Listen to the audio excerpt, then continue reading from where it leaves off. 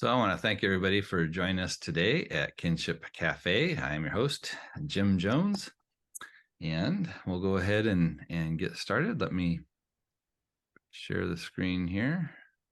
Okay, is everybody seeing that okay? Yep, you're good. Perfect. All right. Well, so last week we were going through chapter 10 and we kind of got through the first part of that. And it brought up an interesting concept that had to do with either what sometimes is translated into English as spirit or soul. And I said I wanted to kind of circle back around to talk about that a little bit more and flesh out what's happening more within that traditional Chinese context, as well as a term that most people have heard before, qi, that seems to have a lot of diversity in terms of how people understand that. Not a expert in this in terms of the different ways of looking at this. So this will be very kind of introductory, but I think it'll help us to get oriented around the different ways that they talk about these terms and what they mean within context. So with that, let me jump into our discussion. So one of the reasons why this is going to be important is for any kind of communication, we always have to consider what the cultural context is. Just a basic aspect of language and how it works is that you cannot say everything about anything. So you have to be selective in how you talk. So if I wanted to talk about my ride into work, I don't have to explain what roads are or what tires are or, the fact that I have an electric car versus a gas car. I can just simply talk about, it took me, I don't know, 30 minutes to get into work or something like that. And I can just depend on other people to fill in the gaps of what does it mean to actually drive to work, or the fact that I'm most likely going in a car as opposed to riding on horseback or, flying or something like that. There's just a tremendous amount of information that we all share as part of being in a similar culture that allows us to kind of use shorthand in not explaining every detail, because we know I have confidence that you have the ability to fill in those gaps with the relevant information because we share the same cultural context for the most part. There's definitely challenges in different cultures. There's what they call high context and low context cultures, where in a very high context culture, there's a lot of consistent information between everybody, and there's low context cultures where something like the United States, where you've got a lot of different cultures mixing together, and there's some commonality, but then there's also a lot of details that can be different. There could be a lot of jargon, a lot of specialization, and in those kinds of contexts, you have to spell things out a bit more, whether you're talking about fine print on contracts or just simply having discussions about things. So the higher the context of a culture is, the more information you can leave out when you communicate. And this is an important factor we have to keep in mind, because if we're trying to understand communication from another culture, another time, another language, and we're coming from, in my case, let's say the 21st century Western American context, where there's a very kind of low context and we have to be much more explicit in terms of the things that we spell out, then we can potentially make the mistake that other cultures are spelling things out to the same degree, and that everything that we need to know is within that sentence. And what we can get caught up in is not recognizing how much we still have to import into the conversation or into the sentence to make sense of it. And if we're bringing in a cultural context that's different than the one that was intended by the original authors, we can get the meaning completely turned around. Does this make sense? Are you following with what I'm saying on this? Yeah. Yes. Yes. Yep. It makes sense. Okay. Completely agree. Yeah, it's not the kind of thing that you usually spend a whole lot of time thinking about, but it's important, especially if you're doing any kind of cross-cultural studies or studying things from bygone ages. So that's why we want to kind of pay attention to some of this stuff, so that we're not just bringing in our kind of background information, because it's going to be very different. So one of the things that was very central for Chinese in this classical period, and even before and since, is this idea that there's patterns. And of course, when we're talking about Taoism, it's really focused, on the way of essentially everything, which again, Tao means way. It's about this idea of patterns, understanding how these things unfold that allow us to find ways to kind of move into harmony with the way things are, as opposed to trying to work against the way things are. And so there's this kind of big overarching idea of flow and obstruction, that when things can flow and they function naturally, then this is a good thing, and things tend to be more helpful and productive and life affirming. Whereas when it reaches some kind of blockage or obstruction, things back up and become, broken or bloated, or something's not right. So there's in general, whether you're talking about traditional Chinese medicine or philosophy or how you structure your house, there's always this question about flow and obstruction. We want things to flow. We want things to be easy moving and ongoing, because everything is in constant change. There's in constant flux. When things get stuck, or when we try to cling on to things and keep things from changing, there's obstruction, and that can create problems.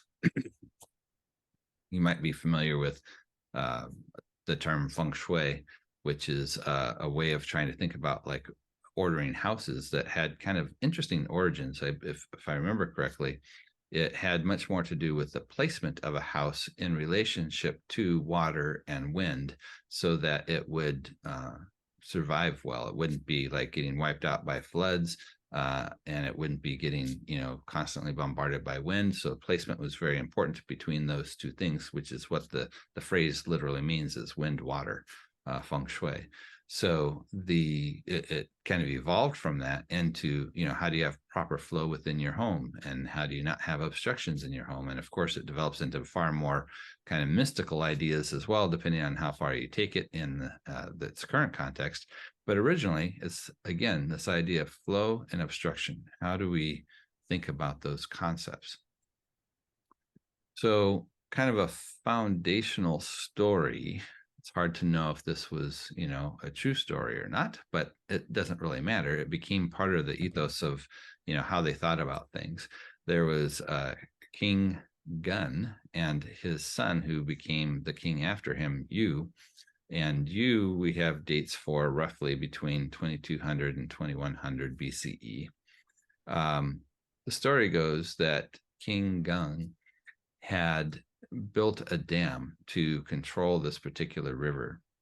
Not exactly sure on what the reason for that was. Maybe there was problems with, periodic or seasonal flooding, and he's trying to control that. And so he builds this dam to, stop that process from happening. Well, the consequences of that were devastating. It created drought situations, and I imagine it created additional kind of flooding problems. His son supposedly gets some information from what in Chinese is called Tian, and this can be translated as heaven, but this wouldn't be heaven in the sense of how we think about it in our cultural context, in terms of like the realm of the divine. It would be more like how we use the term heavens, and we talk about the clouds being in the heavens or the birds being in the heavens. So there's kind of this ongoing way of talking about heaven, either as nature or something kind of along those lines. Within that, then, sorry, something popped up on my screen here, and I can't get it to go back away. Well, we'll leave it there for now. Where did I go now with this screen? There we go. So with these guys, his son, by observing Tian, or heaven or nature, receives a pattern. He called it the pattern of the flood. And with that, he realized how to work with the water instead of against it, and essentially kind of invented or figured out how to do irrigation, which, in addition to stopping whatever the obstruction was causing in terms of either the droughts or the massive flooding problems, now was able to actually get the water to all the places it needed to go. And how he was able to understand this was understanding the patterns. And so we could think about understanding that water flows down and that it will fill up the different types of channels that you use. And if the channel is not big enough, it's going to overflow the banks. And so by paying attention to all these different patterns and watching how it works, he was able to work with it to be able to bring more of a life affirming way of managing the water that worked with it instead of against it, and was far more beneficial to all the people. And this basic idea between that damming up the river versus figuring out how to do irrigation becomes kind of this foundational idea, especially when we're thinking about water and why water is such an important root metaphor within the classical Chinese culture, especially in things like Taoism and some other texts that we'll be looking at. So one of the first books that was written is the I Ching. It looks like I Ching, but it's pronounced I Ching. And this is definitely a way, so its original context had to do with kind of a divination about trying to understand how things were going to unfold. And so there's a way that you would actually practice this using yarrow sticks to figure out, what the hexagram is for the current situation. And this hexagram would give you some information about what was in the present moment, where it had come from, and where it's headed to, based on this idea that there's this constant flow between yin and yang. And I think I've got that here too. Yeah. So these movements between yin and yang, and being able to kind of understand the present moment by what had come before and where it's headed, were all part of this flow, and trying to clear obstructions and understanding this balance between these things that's going to be necessary for proper functioning, whether we're talking about society or household or individual health. All these things are really kind of coming into play. Yin and yang, of course, is that symbol. If you're not familiar with it, with the pretty much everybody, I think, has seen it, the kind of the black and the white that are kind of swirling into each other. And the yin is representing the dark side, and the yang is the lighter side, and they represent kind of a number of different types of opposites. So yang in particular tends to be more what they would consider masculine. It's more about control and order. It's often associated, like if we think about how the hexagrams in the I Ching function for heaven, it is all yang. And it's about this idea that, when you think about looking up into the heavens with the stars and the sun and the moon and how things function, especially with the regular passing of the different seasons and the regular rotation of the stars and that kind of thing, it's very controlled, it's very ordered, and it's bright. And then the earth would be considered all yin. And this is something that tends to be more associated with feminine. It has to do with kind of like this ability to generate life, this newness. Can also be this idea of chaos, because it's unpredictable. You don't know what's going to happen. And again, it's not that you want one or the other, but it's always this constant mix between the two, where if it's all control and it's all fixed, you run into problems. But if it's all chaos and it's all new, you also have problems. So how do we have this balance between the two of them? And then finally, I want to just kind of talk briefly about this idea of qi. So the modern spelling of it is with a QI, but it's pronounced chi. And this is, it really evolves over time. It's such a common word. It gets used in lots of different ways. But I think at its core, when we talk about, and I'm just going to jump over to our kind of diagram that I created to try and kind of think about how these things relate to each other. Please keep in mind in this diagram, we're not trying to say these are actually separate things. It's just different ways of talking about what ultimately is one thing. So if we think of Tao as the pattern, the way things unfold, this would be something that's kind of present in everything, but it's not necessarily a separate thing. It's just understanding how things unfold, understanding the pattern, understanding the way.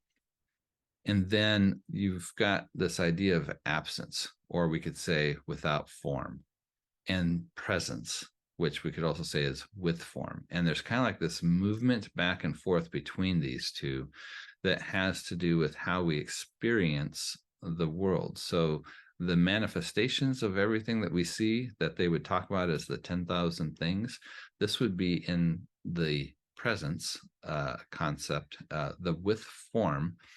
But this without form and with form aren't different things. They're just different ways that they're experienced. So there isn't a nothing. Everything is actually something. And what appears to be emptiness or nothing is actually this absence or this without form that is the context that actually gives, in a sense, birth to things with form that is still all the same kind of thing. So if we think about, like, in a modern sense, we could talk about like how everything breaks down into, we could say, atoms. And even though it seems like there's empty space between us, it's actually full of all sorts of things that are going on, and everything is kind of made of the same thing. It's just in different configurations. So they had kind of a similar idea with this idea of absence and presence. Well, Qi kind of functions in a similar way, in that it manifests in everything and potentially is everything. It's almost kind of like another way of talking about absence, or the Chinese characters Wu. And sometimes it kind of gets interchangeable with the idea of Tao, and that there's this pattern to how things function. And so if we think about flow and obstruction with traditional Chinese medicine and Qi, they're always concerned about, is it flowing properly? Is it moving properly? Or is there blockage somewhere? So all these concepts kind of start to revolve around each other in terms of these larger ideas of how do we understand the patterns, and are things allowed to flow naturally, or are they being blocked? Are they being obstructed by something, which is usually, human activity trying to do something against the grain that doesn't actually end up becoming beneficial. It can bring about problems, either in terms of how we think about, in the case of the Warring States period, in which these different philosophers are arguing their different points, why is there all this chaos of the warring states that is happening? Well, they would say that there's something that's not right in terms of this flow. There's a blockage, and it's not recognizing, according to the Taoists, this higher level ordering of things of the way, that if we would get back into harmony with that and balance that yin yang within that larger flow of the way things are, then we would avoid these kinds of catastrophes like what was happening during the Warring States period. All right. So, and when we're thinking about this pattern, it's observing these patterns in all different kinds of aspects about existence. And one of them is going to be the human existence. And so there's this concept of Shen, which is frequently translated as spirit, or which breaks down into what they would think of as 5 spirits. But these have a lot to do with understanding the things that are uniquely human. So before we get into what they might mean by Shen or spirit, what would you say are some things that are unique about humans as opposed to other types of life on the planet, or things that are not alive? What makes humans uniquely human?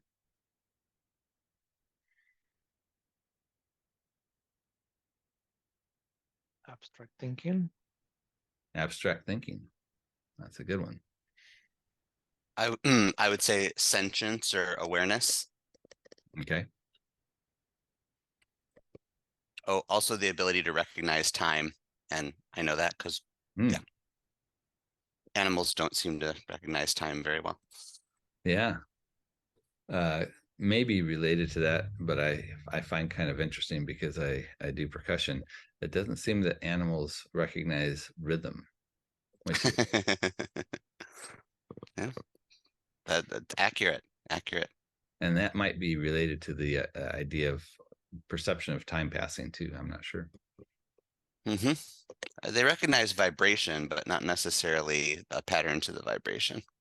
Yeah.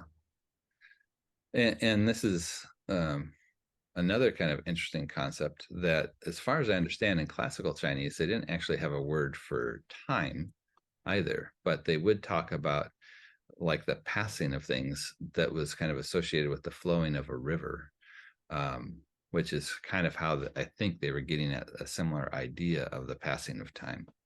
So it's interesting, even culturally, there can be different ways that time is experienced. And even within the Western world, we went through a radical shift between time being a thing that is measured and time being a thing that was simply experienced, like the passing of seasons. So once we started to have more of a concept of clocks and measuring time, it really shifted our whole perception of how we experience and think about it. So we have abstract thinking, we have the experience of time. And what was the first one you said, Josiah? Sentience, awareness. Conscious awareness. Any other ideas about what makes us uniquely human that anybody would like to share? I'd say because we can't stop meddling and everything. It's a Yeah. pretty human concept. Yeah. We definitely have weird ideas about morality. Sharks and wolves, I mean, they don't care. It doesn't factor in. But humans are always looking for weird ways to say things are right and wrong and limit themselves. Gotcha. Yeah. I would imagine spite Mm. to be uniquely human, Mm. vengeance and such. I don't know. Animals can be pretty spiteful. Elephants, I think, have a very Especially magpies. strong sense of revenge. What's My that, Mark? cat has a pretty strong sense of revenge. I was thinking magpies may have two actually. Yeah. Yeah. Martin, So Canadian geese, the most vengeful animals on the planet. You mean the Canadian chicken cobras? So definitely some parallels with the animal kingdom, as well as things that are a bit different. Before we get into looking at these patterns that they found, and we'll see how well they match up with some of the things that we brought up, the word spirit can take on some different connotations. So how might we, even in our English context, use the word spirit that's not in reference to something, let's say, religious or a non-material soul kind of an idea? How else do we use the word spirit? Alcohol. What's that? Alcohol. Alcohol is a spirit. Yeah. Alcohol, spirits. Yeah. Idea. Sorry, Joshua. Oh, I was just gonna say, like, the spirit of the law, kind of the essence. the intention. Yeah, essence. Perfect. Yep. Yeah. So essence or intention. What are some other ways? Mood. Did you You're in say? good spirits. Sorry. Oh, Are you mood, in good yeah. spirits? Mood. Yeah. Okay. If you take something away, there's a phrase where you spirit it away. Oh, okay. And we could maybe think about something like team spirit. Is that a phrase you guys are familiar with? Sure. Esprit Yeah. de corps, yeah. Yeah. So there's a lot of different ways that we use that term as well. So that can be important because when we bring it up initially, it can put us, we can start thinking about it in a particular context, a specifically more kind of religious or metaphysical kind of way of thinking about it. But that's not the only way we use it. And so we need to keep in mind that we have to have kind of a broader way that we're thinking about it, especially when we're doing some kind of like cross-cultural exploration. So within the human, they would actually say that they would talk about spirit as a whole, and many of the same ways that we were just talking about, but then they would also kind of break it down into these 5 let's say, smaller spirits that actually make up the larger spirit. And they're all trying to get at the aspects of what it means to be human that is different, let's say, than from animals or other living things. And so the first one, this idea of, and it's either pronounced yi or ya, I'm not sure which way, but it has to do with this idea of consciousness, but more specifically of potentials. So, how do we think about and deliberate and take action on things, or possibly this idea of creativity, of creative ways of trying to solve problems or take advantage of things. So definitely this idea of consciousness or awareness that we brought up is kind of reflected in this particular way that they talk about one of the 5 spirits. And then we have Hun, and we talked about this one a little bit last week, and it's what can sometimes be translated as like the non-corporeal soul. I can't talk this morning. In the sense that this seems to be something that survives the death of the body. And so there's different ways that this is talked about, and culturally it gets picked up both in terms of like a religious context. There's all sorts of traditions with different religions within China that are concerned about the care or the respect or the interaction with different departed ancestors. So there's an idea that there's something that persists after the dissolution of the body in some way. One thing I would note is that it's not the same as how we think about like when a person dies, that their soul goes to heaven kind of an idea. This is not an otherworldly thing. It's still part of this world. It's just another aspect of it in terms of how it kind of unfolds. However, it can also be understood in much more kind of a secular way, in the sense of, reputation or your name or legacy, the types of things that survive after your passing. And those could be either positive or negative type of things that get left behind. The other thing that's interesting here is that it tends to be associated with yang, if we're thinking about yin yang, and we'll see that yin has one of these 5 as well. And then there's ji, which is will, and here we have both a yin and a yang concept. So a yang will is much more about kind of like this, fortitude or intending to do something and kind of, making your plans and going after it. Whereas the yin type of will has more to do with the willingness to face the unknown and participate in discovery and in a sense, kind of this gathering of wisdom through experience. It's not something, wisdom isn't something you can just like grab or specifically learn. It's kind of picked up as you go through the process. So we even talked about some of these issues about intention as well. We didn't talk so much about this idea of, reputation or, lasting legacy or the name that's left behind, but we can see how this would be something they see as a pattern that's unique to people, different than other living things.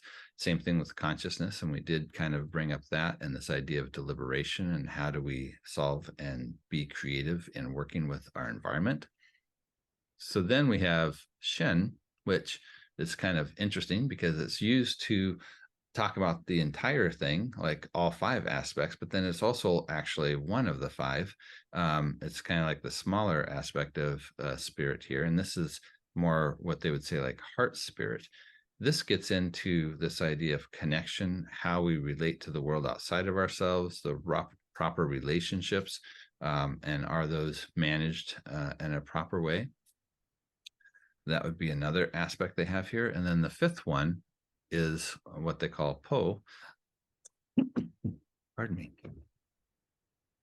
And this is sometimes kind of translated along the lines of animal soul. And the reason they would say this is that this is an aspect that definitely passes with the body. This isn't something that would in any way continue. So sometimes this is talked about like the aspect that kind of animates ourselves, that maybe is closer to what we think about in terms of the way animals behave. So we talk about how sometimes there's things that we have in common with other animals. And so here is where we kind of maybe pick some of that up, some of our more instinctive ways of being in the world. Maybe the aspects where it might seem more impulsive, but maybe it's just less filtered, or less reflective. It's more kind of immediately present. It tends to be on the positive side. This would be how you experience more of the actual moment that you're in, as opposed to being clouded with thoughts about the future or regrets about the past or any of the other things of, what are you trying to accomplish or the connections. It's just about in that moment. What does it mean? What is it like to just simply be alive, right? So that part comes into play here. And this is also associated with then the yin. So if we think about the reputation, or the non-corporeal soul that they're talking about as yang, we think about legacy and name as things that we try to bring about. We try to create something that's going to last, that's going to have structure, that's going to have some kind of order to it. We can see where that yang kind of comes into play.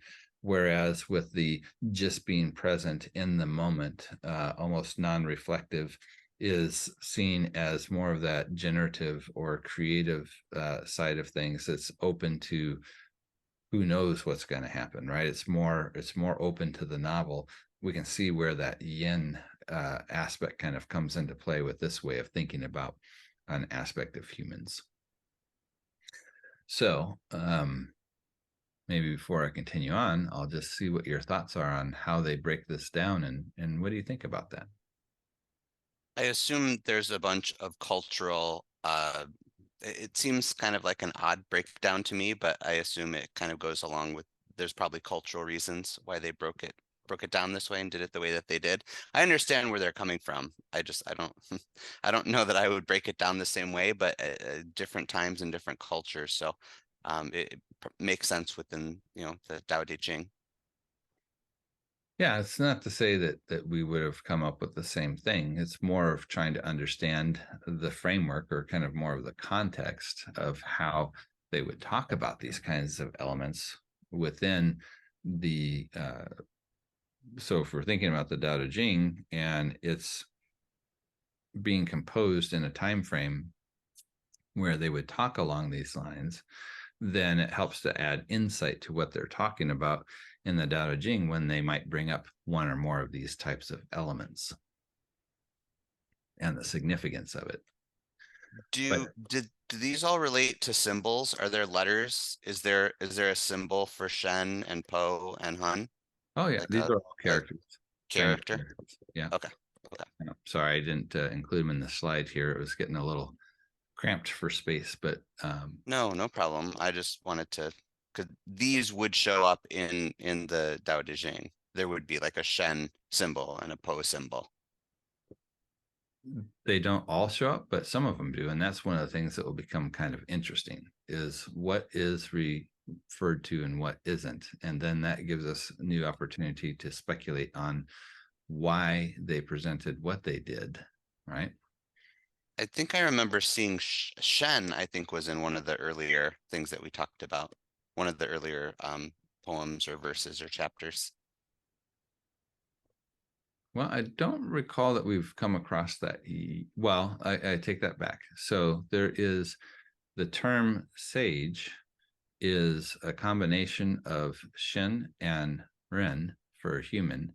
So it's kind of like spirit person, which is often, it can be translated different ways. And typically it's translated as sage, or it could be like a shaman type of an idea, or a person who has wisdom. There's a lot of different ways it kind of evolves, but yeah, that term has definitely been used in that regard, but I don't think we've used it yet in terms of in this context of trying to understand the human spirit per se. So we have more of this kind of, just like I would say in our culture, we have lots of different ways that we talk about the concept of spirit, but maybe we can kind of bring them back to these different things. So we think about spirits like in terms of alcohol, we could say, oh, well, it's something that kind of affects the personality or the way somebody is acting, which would tie into more, in a sense, kind of this idea of possession, right? That there's something that's kind of gotten a hold of the person that's kind of changing the way that they would normally act. And we talked about like team spirit, and it's this idea of how do we connect with each other and be part of this larger organization. Or we can talk about a person, you know, really having spirit, meaning that they've got a lot of intention or will, or they're, you know, really trying to engage in something. And we definitely have discussions about things like what a person leaves behind or their legacy.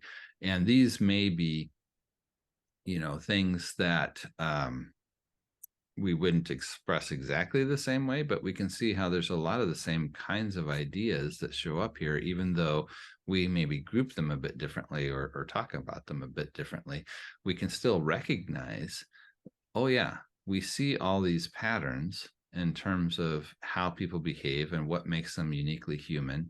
You know, the idea of, you know, like with G, this idea of will, trying to control things, versus this idea of Yin being more adventurous or open to the unknown. We can see the idea of connection. You know, all these things really, they have a place even in the way we talk about human experience, even if we use it a little bit differently. So when we go back now to chapter 10, the opening verse, is what we looked at last week, and where I said, well, I wanted to come back and explore this idea of spirit or soul and how that gets played out, is in this very first line where it says, can you balance your life force? Now, what's being translated as life force here is Po. So it's not using Shen as a general description. It's not using all of the other five. It's specifically using just Po. And then it says, can you balance your life force and embrace the one? So if we think back to that larger concept of everything being one thing, well, that brings in some interesting challenges for how we think about ourself or selfhood, because if we're actually just part of this larger thing, what happens in terms of how we think about like separation? Are we separate from that one? Are we individuated, or are we actually a part of that larger thing and just kind of an aspect? So this becomes part of, like we talked about last week, this meditative practice of trying to understand and think through, you know, how do we fit into this larger context? And it definitely makes for fascinating reflection in terms of, you know, how do we think about ourselves in connection with, or interconnected with, or fully a part of this idea of oneness.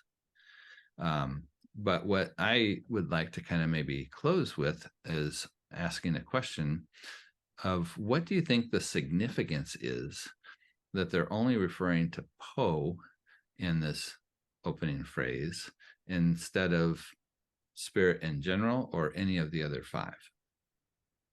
And I don't know that there's any kind of right or wrong answer here. It's an interesting, I think, just observation that I'm sure has significance, but we have to kind of speculate on what that might be. So I'd be curious if you have any thoughts.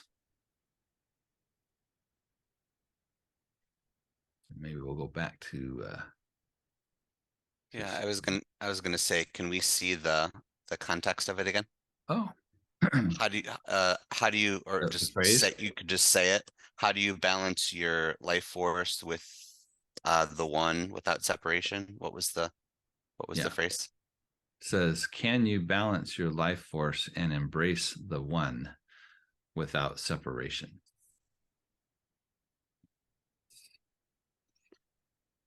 To me, that says, how do you balance your individuality with your place within the larger context, or the Tao? And to me, I think they said Po because they're talking about your base feelings, your instincts, your essential primary part of yourself. If that makes sense, you know, your driving force.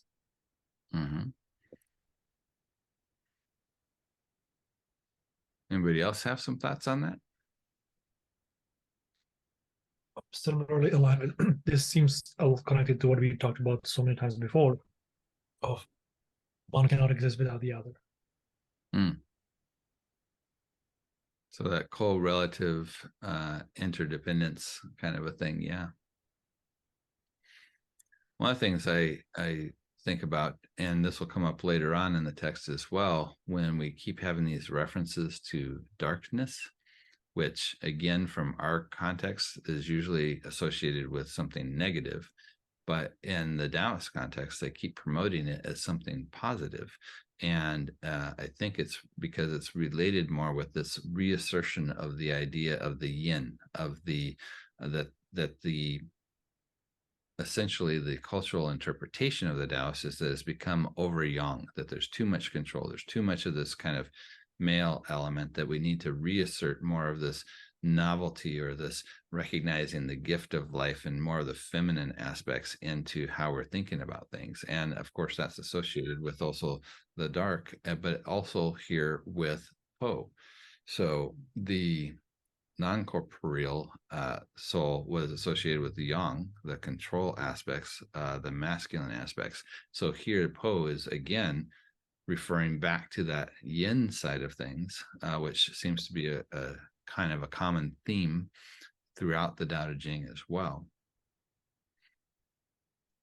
But I also like in this chapter, if we recall last week, we talked about it focusing on the challenge of, you know, how do you kind of manage two worlds, right? So we're in whatever world we're in, and the Taoists are presenting a particular way of thinking about the world that we may be interested in adopting, let's say.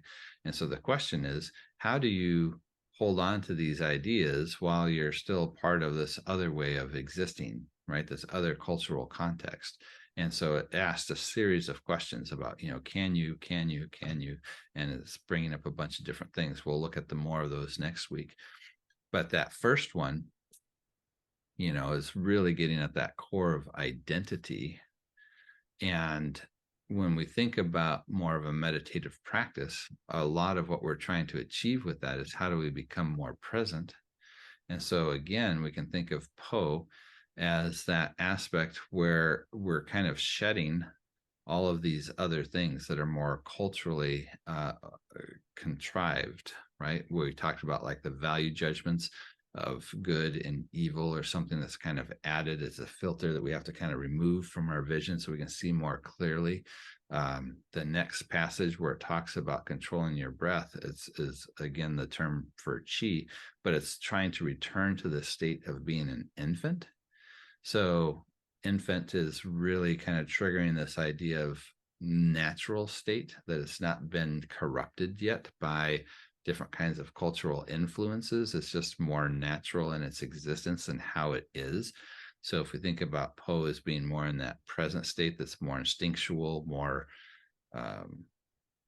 less controlled by, I don't want to say like reason and logic, because they're not against reason and logic, but there's different ways of constructing the way that the world is related to itself that they question, right? So the hierarchy in terms of relationships, the whole main focus of how the Confucius try to look at the world. They're trying to get back to kind of a pure, unadulterated vision of how are things? What is the way in which things work, the patterns, and then how do we work with them? So I think there's some interesting choices here by focusing on Po that really reinforce a lot of those kind of concepts that they're trying to do with this self-cultivation. And it's also interesting that we seem to be going through a pretty significant shift in ancient China at this time, where there definitely was more of what we think of traditional religious perspectives. And what we see here with not just Taoism, Confucianism is very much the same way, but they're worldviews that are presented that are much more what we would call secular. And it's interesting that, again, of the options that are available within kind of the cultural milieu, that they didn't pull on something like Hun as the way that they wanted to talk about this, but they picked Po.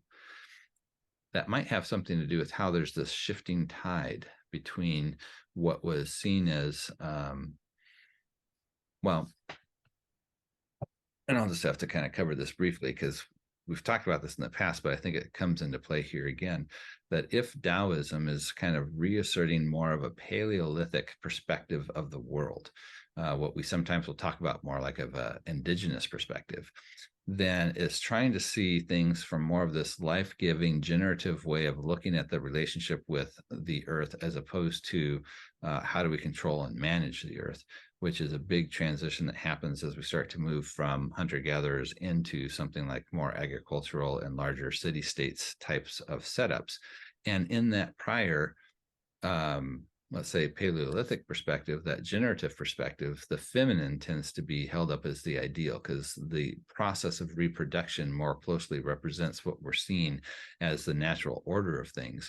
But as we move into more of a controlled, structured environmental aspect in terms of, agriculture, defending property, warfare, that kind of thing, you tend to have more of an association or an appreciation for the attributes that are more on the masculine side. And so if the Taoist diagnosis is that it's become too young, it's become too much of this male domination, this idea of control, this of top-down ordering, and it needs to have an inbreaking of this more generative view of novelty, of, in some sense, chaos, in the sense that it's we don't always know which way things are going to go because life is unpredictable. Then when we're thinking about this movement of ordering things, it's going to have an impact across the board in terms of how they think about like the religions, the deities, if any, the relationship from an environmental perspective to each other, to the structuring of society. It just impacts all over the place. And so I think there might be something to their choice of using Po there as opposed to any of the other concepts. So we've got a couple minutes left. I'll just see if there's maybe any last thoughts or questions about what we were covering.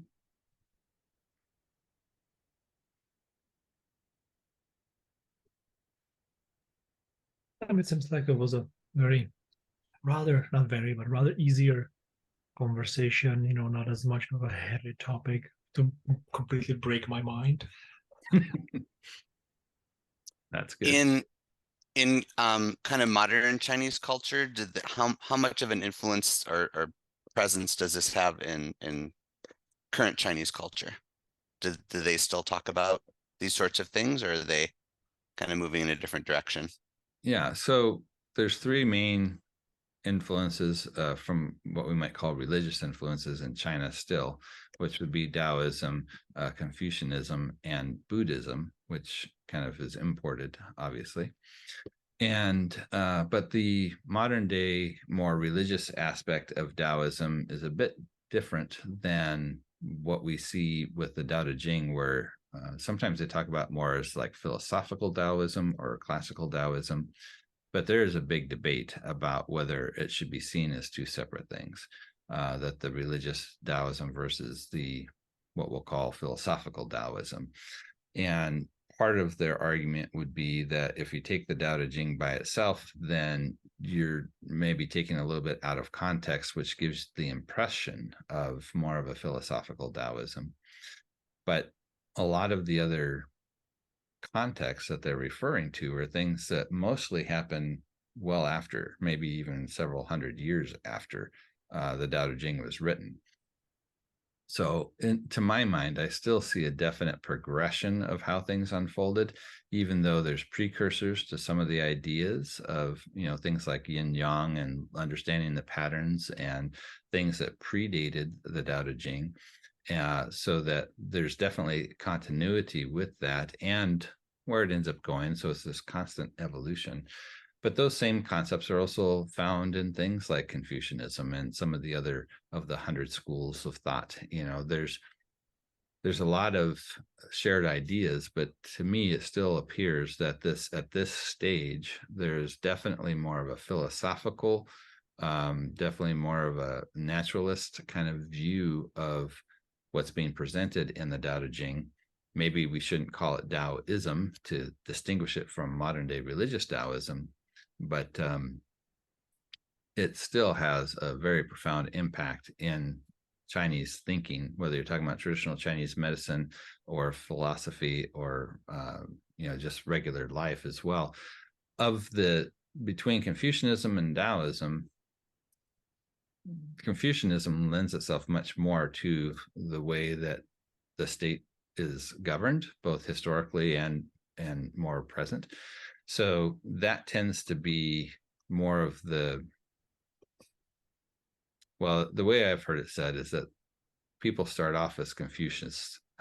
They're concerned about the social order of things, but then as they get older or as they retire, they become Taoist, where they're more concerned about, thinking about from the other perspective. I don't know how true it is. And obviously there's all different kinds of ways people approach it, but it's definitely still powerful lines of thought within modern Chinese culture, as well as in the ancient. I was going to say, because what we've been talking about with the Daodejing does not seem to be present in China, in modern China. Modern China does not seem to be embracing these concepts. It seems like they're Confucianism all the way. I mean, just from what I've seen. Obviously, I don't live there, but just the perspective. Yeah. And it's like a lot of things, people might associate Christianity with America, but there's more than just Christianity. Right. And certainly our politics don't represent Christian. Well, I would argue there's a lot in our politics that doesn't represent what you see in terms of, like, if we want to look at more historical Christianity, but obviously there's difference of opinion there too, right? Yeah. So, I always try to be careful, because obviously you never know. I don't live there. I haven't been there, so I only know what I've been told. And obviously it's up to whoever is dishing, whatever they happen to be giving us, that's what we know. So it could be completely different. I know I've been to countries where my perspective before I went there and then after I went there, completely different, just because of the things that I had been told versus the things that I actually saw when I went there. Completely different. So I always try to take a perspective of, as far as I know, this is, how it works, but obviously it could be different, when you're actually there. Yeah. Well, we'll need to bring it to a close here. And I just want to thank you guys for joining today. And if you're watching and you'd like to join our Zoom conversation, you can register at www.kinship.cafe, and look forward to seeing everybody next week. Thanks, everybody. It's good to see you all. Sounds good. Thanks, Bye, everybody. Jim. Thanks, everyone. Take care. Bye. Thanks.